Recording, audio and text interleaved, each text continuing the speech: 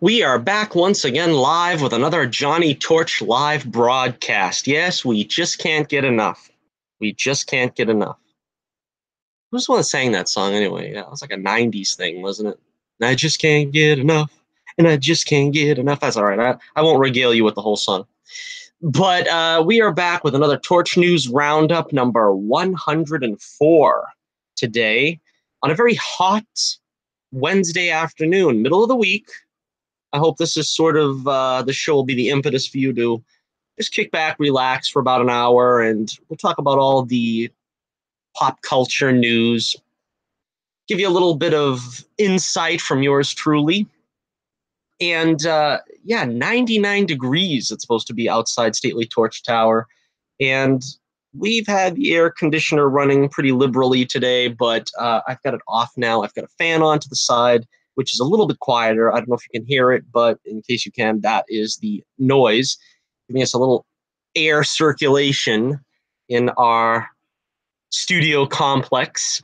Well, welcome to the show. Welcome. And as usual, the beginning is a rambling, sort of just a rambling introduction before we get to the news at large. And thank you if you're asking how I'm feeling, because as I said, for the past week and a half, I've been getting over a little bit of a cold, a little bit of a cough. You may still hear me cough from time to time. Last week, I had to make use of the mute function on the microphone a couple of times. That may happen again. If you hear some dead air for about 10 seconds, you'll know it's me coughing. But, you know, once in a while, it shouldn't detract from the overall enjoyment of the production. I have some very exciting news that I want to lead the show off with today. A very exciting news indeed. Yours truly will be appearing at Granite Con September 8th and 9th at the Radisson Hotel, 700 Elm Street, Manchester, New Hampshire, for this year's Granite Con, which, of course, in case you don't know, is New Hampshire's biggest Comic-Con of the year. And I'm very excited about this. Usually I'm not nervous about a gig when I do these gigs a couple of times a year, but this is a big one. This one is really big. There's going to be a lot of people there. There's going to be celebrities. As I understand, Muppet legends Carol Spinney and Steve Whitmire are going to be there. Ooh, excitement.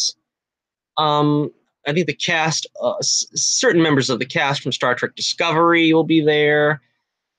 A lot of people at Artist Alley. Of course, Alterna Comics president Peter Simeti will be there, which will be very exciting indeed. Peter's a great guy. And I'm very excited about this one. This one is going to be a lot of fun, so be sure and check it out. I hope to see you there. Of course, I'll be there signing copies of The Adventures of Bullets Bourbon, Private Eye, giving away some free goodies. I always make sure that every customer leaves with some swag, and hopefully I have enough stuff. I don't know. This was a last minute decision on my part because quite honestly, I'm going broke preparing for these conventions. I don't break even. I lose money when I do conventions, but it is the best way for me to get the product out there in front of people and make sales. I unfortunately don't get any sales from doing a YouTube channel. I don't get any sales from being on Twitter, but I do make the sales at conventions. And even though I don't make my money back, I am getting the product in people's hands. That's what's the most important thing. I want people to see and enjoy the world of Bullets Bourbon. I want you to be able to immerse yourself in that universe that I've created, which is just unadulterated fun. No politics, no SJW stuff, no, bickering and fighting and this and that. It's just for the fun of it. It's for the love of the game that I do this. And, I just want to see as many people checking out the book as possible. And so this would be the greatest stage so far in my convention career to appear on. So I'm very excited. All right, with all that business out of the way, you can check the link in the description below from my website. You'll be able to find more information if you are interested in getting tickets for the event. It is coming up very soon. Like I said, it's sort of a last-minute decision on my part. About a week and a half away. So you get time still. And also, I had to plop a lot of money down on a new computer, which has been very exciting, though, I have to admit, which was another reason I wasn't sure I was going to go to the convention. But I got to tell you, it's money worth spent, this computer. It is a stellar A#1 state-of-the-art computer. Not the most expensive one on the market, but it's really doing its job. It's an Asus, I guess is how you pronounce that, ASUS. And touchscreen capabilities. I am coloring the next issue faster than I've ever dreamed possible. Using the old mouse method, it would take me a week to color a page. Now with touchscreen and stylus, I'm getting it done in 2 days, a page every 2 days. So again, knock wood, but let's hope that I can get the book out sometime by the end of the year.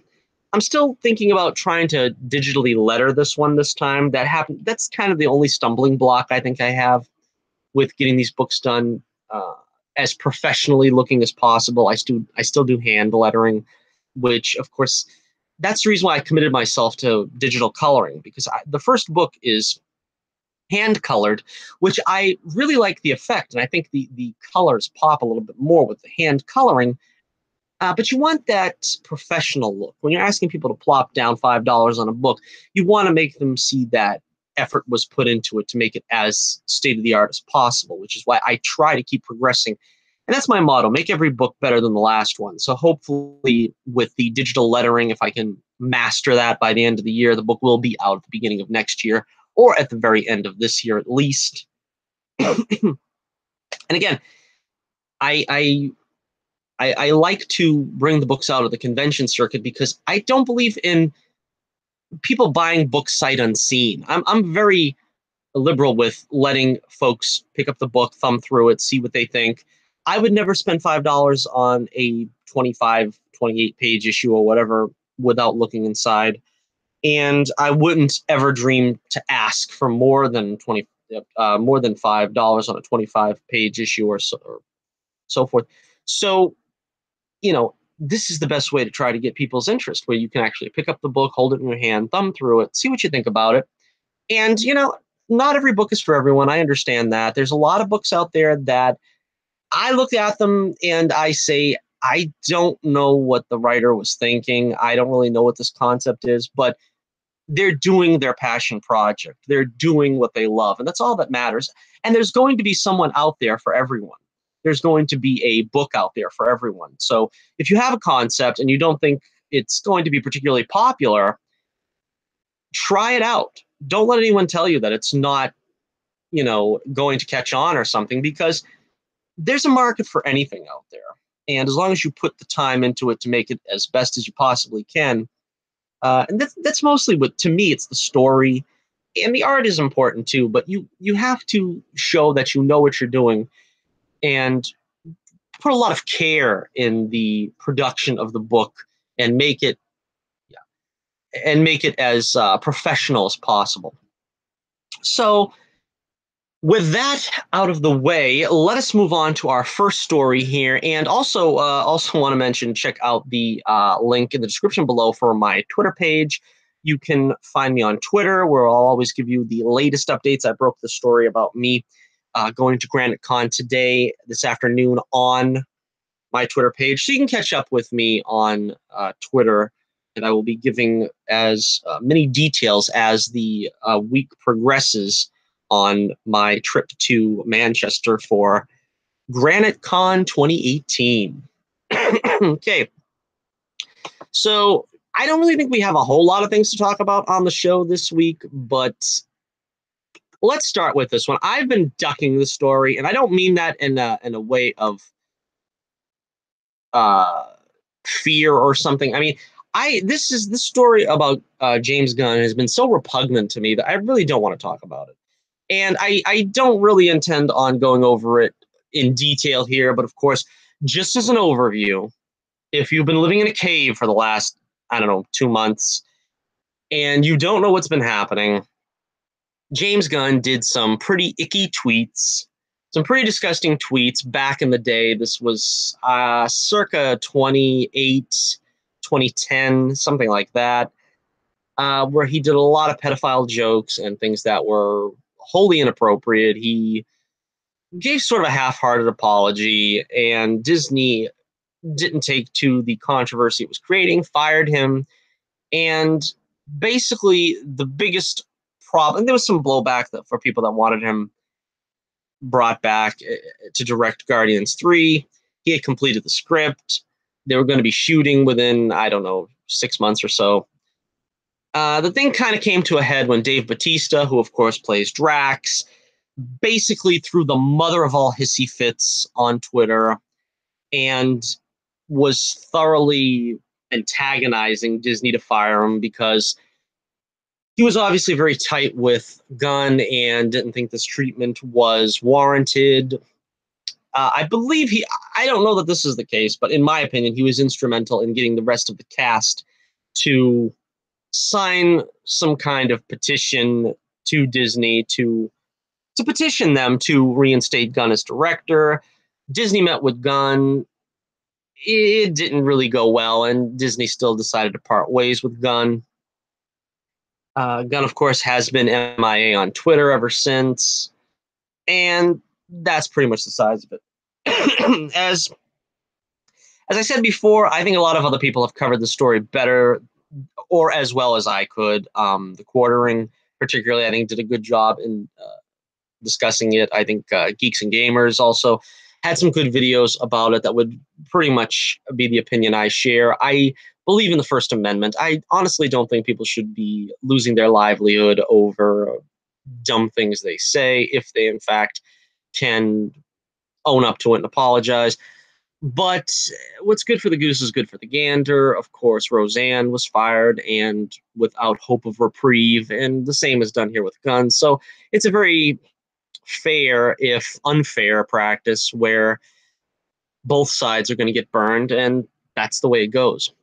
But apparently now we'll get to the current story here, which is Marvel has put Guardians of the Galaxy Volume 3 on hold indefinitely, which in fact means that they don't have any current plans to do the movie.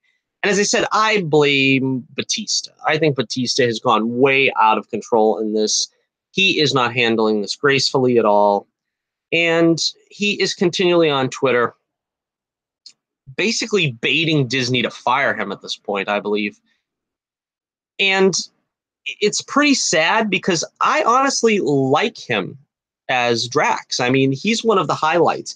I've always said I think the biggest draw is probably Chris Pratt, but I would even put Bautista over Bradley Cooper's Rocket Raccoon. I think he's really that important of a character. But if he continues to sort of bait the Disney company to fire him, he had put out an ultimatum that if they didn't use Gunn's script, he would walk. And I don't know, he's made several statements that he will fulfill his contract, but at the same time, he's putting out not so subtle threats that he'll walk. Okay, so the story is that the production crew who were assembling in Atlanta to begin pre-production, probably on sets and so forth, are now being dismissed and are told that they are free to look for other work, which indicates that we will potentially be looking at quite a lengthy delay. No official release date for Guardians of the Galaxy Volume 3 has been announced, but whatever tentative plans were in place have now been scrapped as the studio regroups and searches for a filmmaker to replace Gunn. The report mentions that Thor Ragnarok director Taika Waititi recently took a meeting with the company, but it's unclear which project was discussed. I personally think Taika Waititi would be the perfect replacement here. I think his Thor Ragnarok was actually more Guardians of the Galaxy-esque than Thor Ragnarok was a Thor, movie. But I think whoever is going to end up directing, it's going to be a thankless job because you're going to deal with Bautista, who's going to be obviously irate. And you know that the script, even though they've agreed to work with Gunn's script, you know the next director is going to put in rewrites. He's going to polish it. It might be the core story, but it's not going to exist without any alterations. So they got their work cut out for them to try to make something of Guardians of the Galaxy Volume 3. To be honest with you, I liked the first movie. I was not a fan of the second movie very much. It wasn't on subsequent viewings. I've come around it a little bit more, but to be honest with you, this is not really a franchise that I'm crazy about. I think they were pretty adequate in Infinity War. I think that was probably their best sort of story, if you could put it that way, with Gamora being pivotal and so forth. But I don't know. At this point, I don't really care. I don't really care if we get Guardians of the Galaxy 3. I'll be honest. If Batista is going to sabotage this whole thing,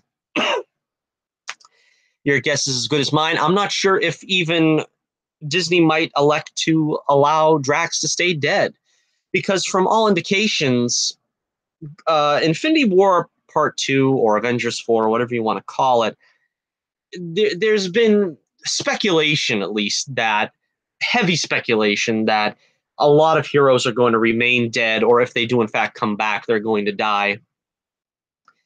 So this could be a possibility that they just not bring Drax back, or maybe they'll kill Drax off in Infinity War 4, and that would solve the Guardians of the Galaxy Volume 3 problem. Chances are, though, I think Volume 3 probably would have taken place right after Volume 2. So that might really not be an option unless they want to scrap Gunn's script, because you've got to remember Volume 2 took place right after Volume 1. There really wasn't any connectivity to the rest of the MCU, although it's hard to tell because I think all the scripts that are in production now, Spider-Man, Black Widow, Captain Marvel, all these films that are in production, they are going to be prequels to Infinity War. These are not films that are supposedly taking place after Infinity War. Just like Ant-Man and the Wasp, which, by the way, Ant-Man and the Wasp is doing gangbusters in China. So I'm really hoping that that is going to push them over the boundary there so that we do get another Ant-Man film in the franchise. I remember hearing that Paul Rudd was saying that it's not really a foregone conclusion that there's going to be 3 movies in that franchise. But I think if China continues to really respond well, which they have, I think they said it's the 3rd highest grossing Marvel movie in China, then that's going to be a pretty good push to bring a Ant-Man and the Wasp. Would it be Ant-Man and the Wasp 2, or would it be Ant-Man 3? I don't know what you want, but there would be another film, which would be good. All right. So what do you think? Do you think there should be a Guardians of the Galaxy Volume 3 without Batista if he continues to act up and throw a hissy fit? Do you think he should be killed off? Do you think they should just scrap the project entirely? I don't know. Let me know what you think. It's a sad situation. It's a mess. And like I said, I have no problem with what Disney did. If it was me, I would have vet Gunn a lot better than they did, because even I knew of these obnoxious tweets, these horrible tweets, and he still got the gig for Guardians of the Galaxy. So, your guess is as good as mine why he even got the gig if this was sort of public knowledge. But we will move on to happier subjects. And now you can't say that I didn't tackle the James Gunn issue. Okay, there we go. Johnny Torch takes on all comers. Don't you ever forget that. All right, the next story. This one is a lot more happy for me to discuss. Apparently, Black Lightning, the television show, is going to have a guest star from The Outsiders. And all reports are pointing to the character of Looker, who was always one of my favorite characters from The Outsiders. Believe it or not, I actually read a lot of The Outsiders when I was a kid, Batman and The Outsiders. It started as Batman and The Outsiders, which was cool because that's what drew a lot of people to the book, was Batman. Eventually, he ended up leaving, as Batman always does when it's a team. I don't really dig that. I don't like it when they make Batman sort of like a control freak, and he's, I don't know, unpleasant to be around, to say the least. But if you don't remember The Outsiders, Katana came from there. There was, I haven't read them in so long, I can't remember most of the characters, but I remember Looker, because this is sort of the anti-SJW feminine hero. If you don't know Looker, her powers were basically, she's beautiful. That's kind of it. The story is that she was like an ugly duckling that some kind of powers happened to her, and when she got these psionic powers or whatever, it transformed her into a completely gorgeous-looking woman that all men were taken with. And I always especially loved her costume. That is like a really unique costume. That reminds me of something like the Wasp would always wear these crazy outfits that showed off her femininity and so on and so forth, which is something we can't have now. Women have got to look like guys in the comics now. We can't have them betraying the fact that they're female. They have to look like men in uniform jumpsuits with buzz cut hair like Duke Nukem or something. But lest I digress, let's get back to the story at large here. Black Lightning, the TV show, it says here, in the comics, Jefferson Pierce was one of many heroes to be a member of the Outsiders. In the first season of Black Lightning, we met a few of the team's other members, including Grace Choi and Thunder. In season 2, according to that hashtag show, and they haven't really been too poor on the information lately, they got their hands on a character breakdown for the hero Looker, who will appear as a recurring guest star. The show is reportedly looking to find a Caucasian actress in her early 20s. Oh, wow, they're actually going to make her look like the comic book drawing. Usually it's like an open casting, right? And we're looking at a Latino actress to play a redhead. You know what I mean? Crazy stuff, crazy stuff. It's kind of like the James Bond controversy that's been going on lately. Idris Elba was going to be James Bond until he wasn't, because none of it was true. It was just a rumor. But now they're thinking of killing off James Bond so they can legitimately make a new James Bond who would be black. I don't know. It's crazy stuff. It's crazy stuff. I'm not really that big of a James Bond guy, so I don't get hard in the paint and that stuff. But that seems to be what's going on there. So I wouldn't be surprised if they were going to change that here. But the description is a Caucasian actress in her early 20s to play the youthful-looking woman with a soul that has lived for a long time, whose eyes are ethereal and whose look is penetrating.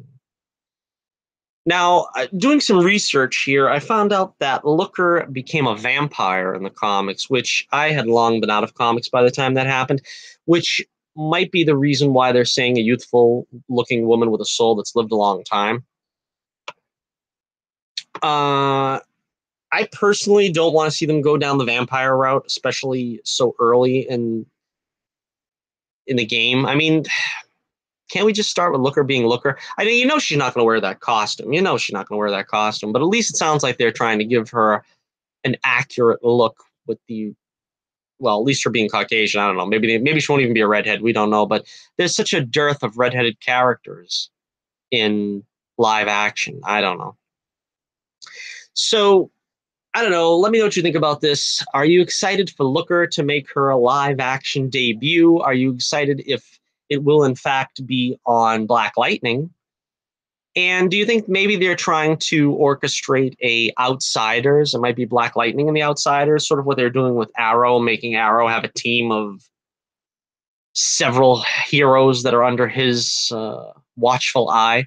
Well, the problem with Arrow is the reason why he needs such a big team is because he keeps getting retired, put in jail. He keeps faking his identity, and they keep needing to take him out of the costume. I mean, honestly, I don't know why they need to pay Stephen Amell so much money to keep in shape, because he's only in the costume about half a season. It looks like it's going to be that way again this season. But if you're excited about this, let me know. If you remember Looker, tell me what you think about her. And yeah, I really liked her in The Outsiders back in the day. All right, here's one of our bigger stories of the day. Let's get to something here that's made news quite regularly. It's being reported that Alec Baldwin, yes, you heard it right, that Alec Baldwin, has been cast to play Thomas Wayne in Joaquin Phoenix's solo Joker origin movie. That came out of nowhere, didn't it? I don't know. Where the heck did that come from? According to this report here, I think it's Deadline, Baldwin is the latest high-profile actor to join the project, which is scheduled to begin shooting in 2 weeks. Robert De Niro, Deadpool 2 star Zazie Beetz, and Glow actor Mark Maron are already on the call sheet. Phoenix is set to portray the DC Comics villain in a film that is more moderately budgeted and darker than the studio's other DC-based movies. That makes up its shared universe. The project is also described as more of a dark character study than a crime thriller, with Taxi Driver and King of Comedy as the tonal watchwords. I don't know.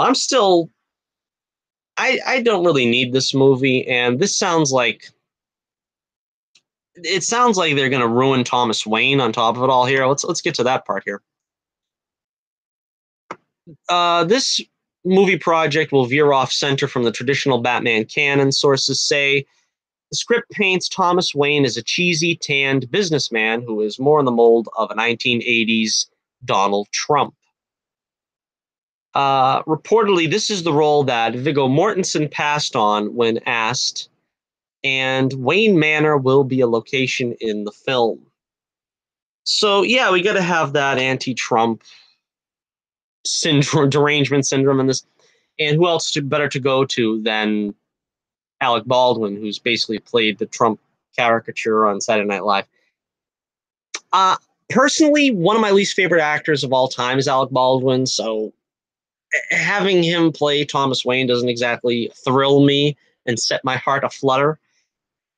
I've heard some rumors, and I haven't read anything solid on this, so I'm just going to put this out there with a grain of salt, but supposedly Thomas Wayne is going to wind up being the father of the Joker. And that's going to be even more twisted than what they did in Batman 89, where the Joker actually killed Batman's parents. And that was bizarre. I could never get around that. It kind of ruined the movie for me. But the same way here, I don't know, you're going to have Thomas Wayne be a cheat or something, and he ends up having the Joker, and then he has Batman, and then I don't know. If that's in fact the case, which it's so bizarre, I have no reason to doubt that's what they're doing. That's an abomination. That's a travesty that should never see the light of day. Let's hope that it's not. Maybe this film could still be good. I don't know.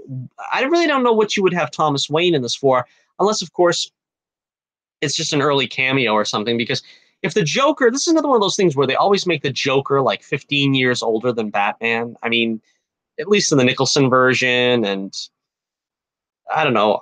Arguably, is he supposed to be older in the Gotham version? I don't think he's 15 years older. Most of the villains are on that show. But I always took it that the Joker was the same age as Batman, relatively, give or take a few years. Well, let me know what you think about this in the comments below. Alec Baldwin, does he belong anywhere near a Batman/Joker movie? Does the Joker solo movie really need to be made? I don't know. This is the one, of course, that Martin Scorsese is producing, which should tell you everything you need to know right there. They're trying to go for this gritty urban telling of Joker's origin. And as I've always said, the Joker is a character that doesn't need an origin. That's something that sunk Batman 89 for me. When you try to tell the Joker's origin, it just don't work. So, I don't know. All right. Moving right along here. All the news that's fit. All the news. Everything. Give it to y'all right now. Okay, this we don't have any news yet on who's going to play Lois Lane, but some reports came out. Is it from that hashtag show again? I'm not sure.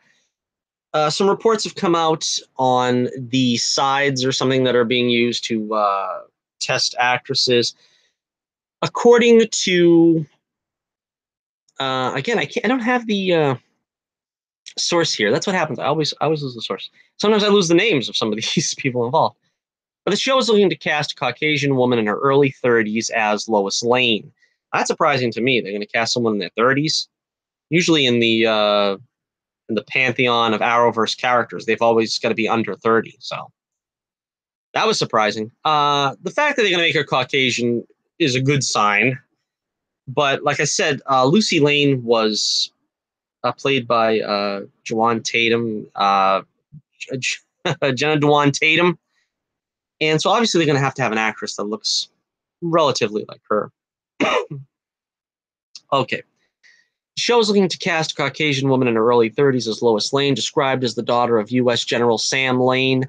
Lois is a tenacious, righteous, and stubborn reporter who will go to any lengths to get the story and almost never fails. The breakdown reveals that she will appear in The Flash and Supergirl episodes of the crossover event, meaning that the Arrow portion won't feature her. So she's only going to be in 2 episodes this year, not the full 3, which is kind of disappointing.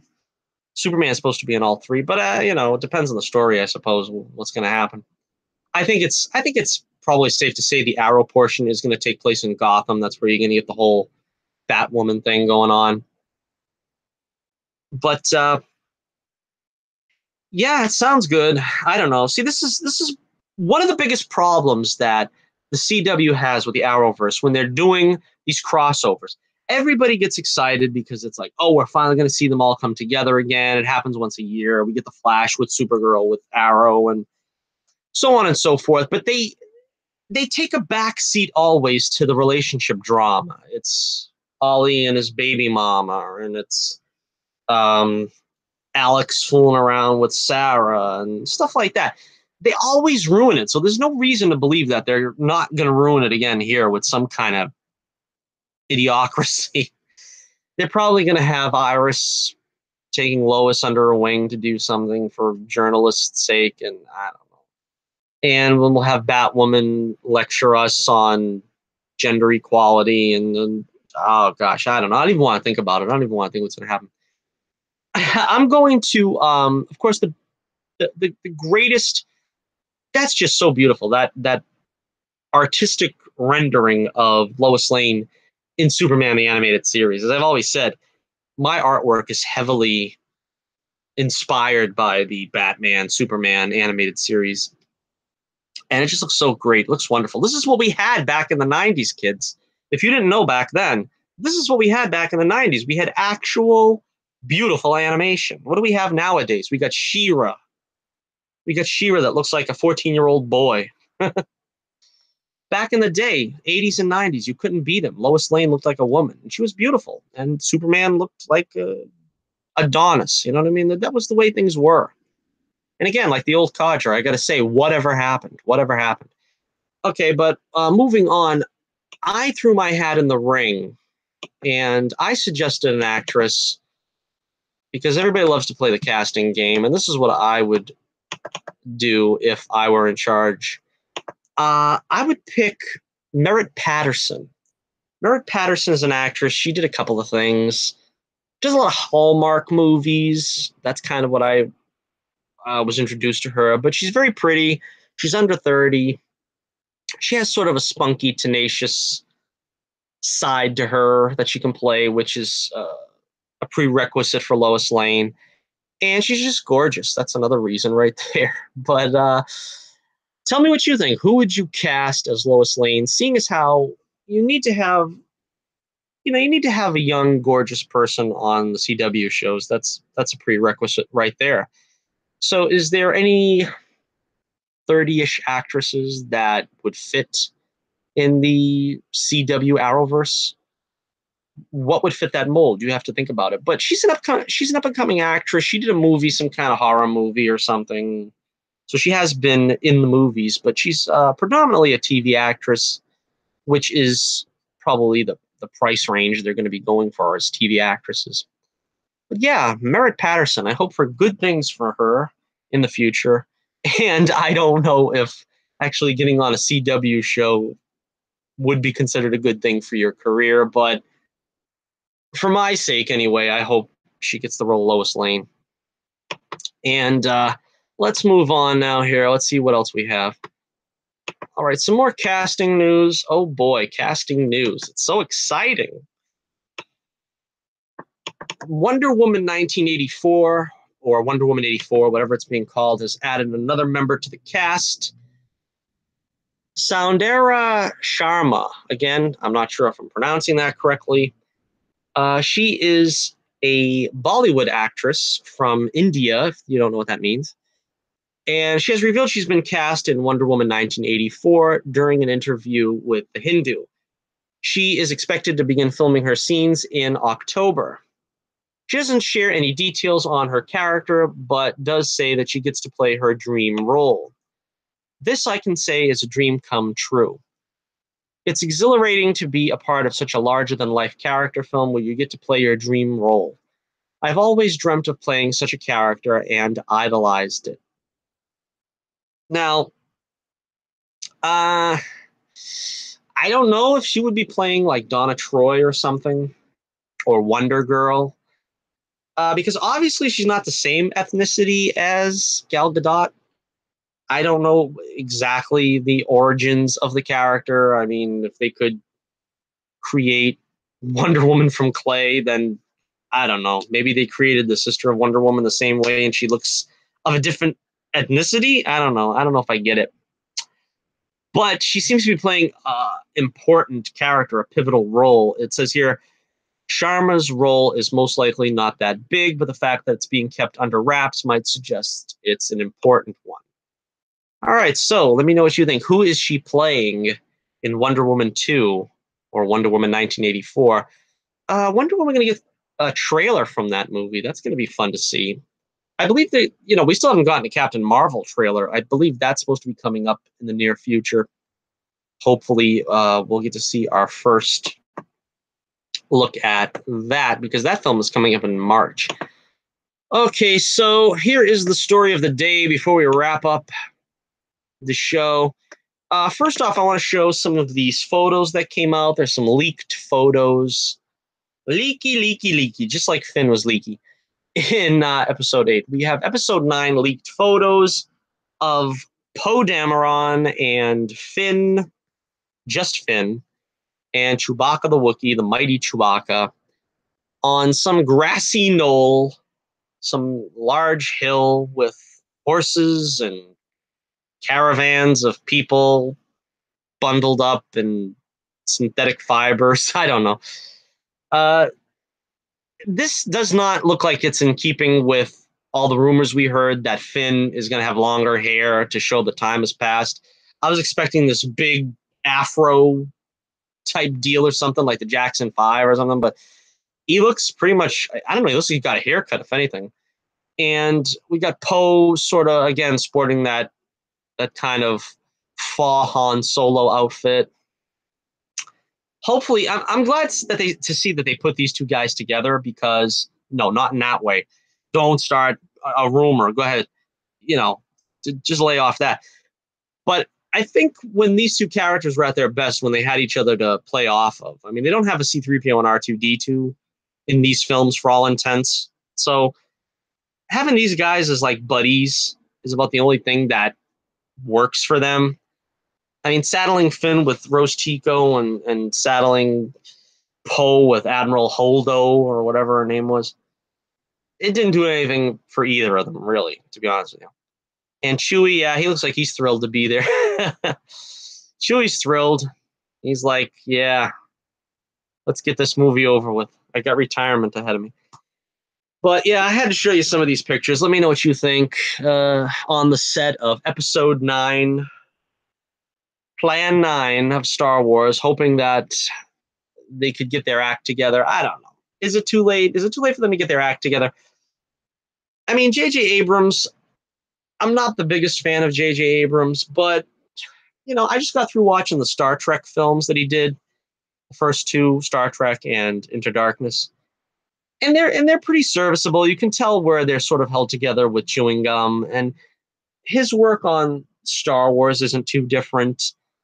I've always said he's serviceable. You know what I mean? He can put together an entertaining project. So I don't think this is going to be nails on a chalkboard the way Episode 8 was. But I don't know. It's just too late. It's just too late. I don't know what they could do to salvage this. As I said, bringing back Luke Skywalker in the flesh would be a good start. They're still going to utilize footage of Carrie Fisher before she passed on to keep Princess Leia in the film in some respect.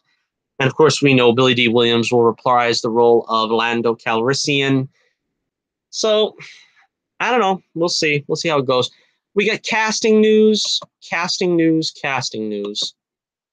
J.J. Abrams apparently is looking up all his friends.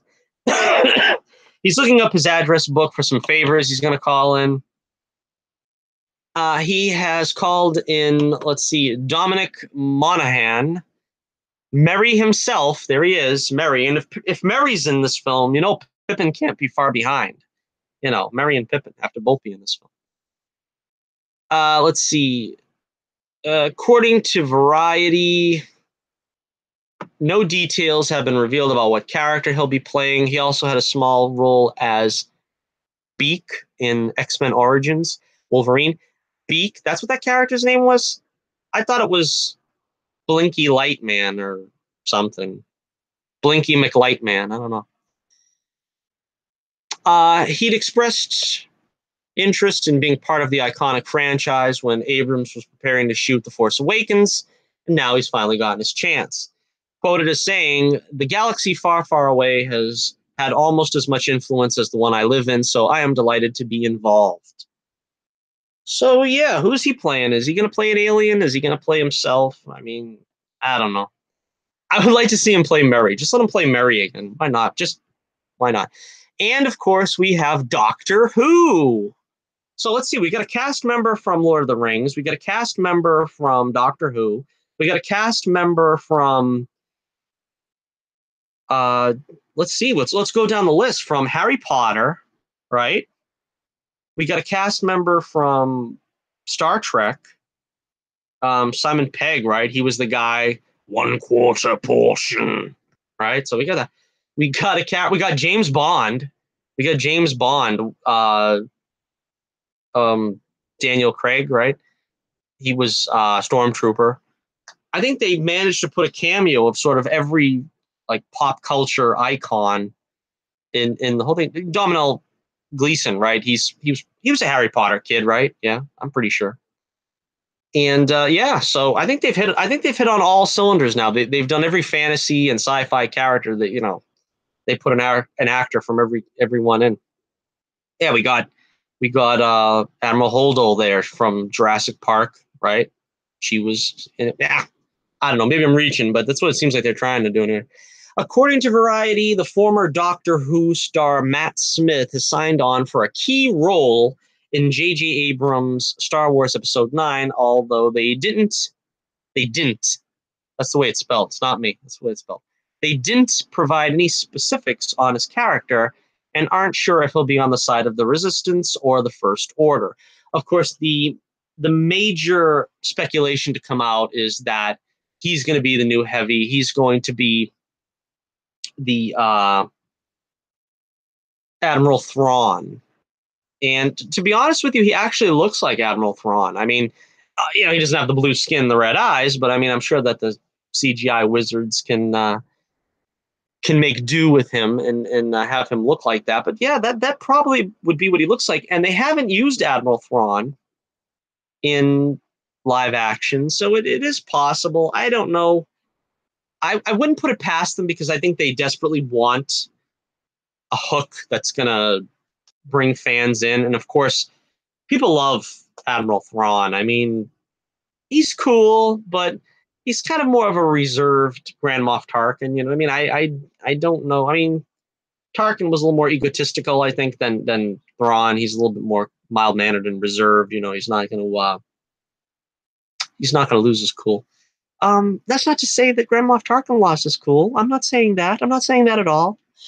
But tell me what you think. Who is Merry and Doctor Who playing in Episode 9? I don't know. If it is Admiral Thrawn, it's another one of those things where is it too little too late? You know what I mean? Is it too little too late for this whole movie? I mean, I honestly can't get excited by any of this. I mean, I'm not going to go on record and saying I'm going to boycott it, but I'm certainly not going to see it the first couple of weeks. It's just, I don't have it. I just don't have the enthusiasm. I got nothing else. I got nothing left. So, I don't know. Let me know what you think about Star Wars Episode 9. What's going to happen? I wish I could launch into a rant for you. I wish I could. I would love desperately to, but I'm just so apathetic about Star Wars at this point. I don't know. The only thing that was a beacon of light for me with Star Wars was they were going to do the Obi-Wan Kenobi movie. We were going to see Ewan McGregor come back. We might see him take on Darth Maul again. And they said no. Basically, they said forget it. And hey, that's what we've got now. We've got Episode 9. And yeah, whoopee, all these characters are coming back. And we're going to see the last few remnants of the original trilogy swept away with the deaths of probably every other original trilogy character to satiate the Lucasfilm bloodlust. You vampires, you. That's as close as I'm going to get to a rant. But let me know what you think in the comments below. What do you want to see in Episode 9? Who is Merry and Doctor Who going to play? Do you hope it's Admiral Thrawn? Do you hope that they just forget about Admiral Thrawn and save him for something actually decent in the Star Wars franchise in the future instead of throwing him in as a 11th hour edition? Let me know in the comments below what you think. So that's about it for the news today. We don't have a whole lot of news, like I said, but thank you for joining us once again. And as I said before, be sure to check out my website. The link is in the description below for my next Granite Con appearance coming up in about a week and a half. Check out my free preview of The Adventures of Bullets, Bourbon, Private Eye. You can always buy copies of said issue in my website. They are they're being published by Indie Planet. So be sure to check out Indie Planet for all your indie comics needs. Follow me on Twitter if you haven't done so already. Make sure you subscribe. Smash that subscribe button. I'm looking at you. I'm pointing at you right now. If you haven't already, make sure you hit that subscribe button. We're trying to get to 100 subscribers by the end of the year. So very thankful to everyone who's subscribed already. We've got 75 subscribers. We've gone up to 75. Much appreciation, much love for everybody that leaves a like or subscribes. And just watching the video, just that alone, I thank you. And especially if you check out Bullets Bourbon Comics, we also have the digital downloads. I always forget to mention that, but check out the digital downloads for a fraction of the price, for 99 cents. You can check out issues 2, 3, and 4. Issue 1 is $1.49 because it is a little bit of a bigger issue, but basically for the money, that's just the greatest value you're ever going to get. You ain't going to get a better value for all the fun, excitement, and action. So until next we meet, this is Johnny Torch reminding you once again, keep the flame burning brightly, and I'll be with you again real soon.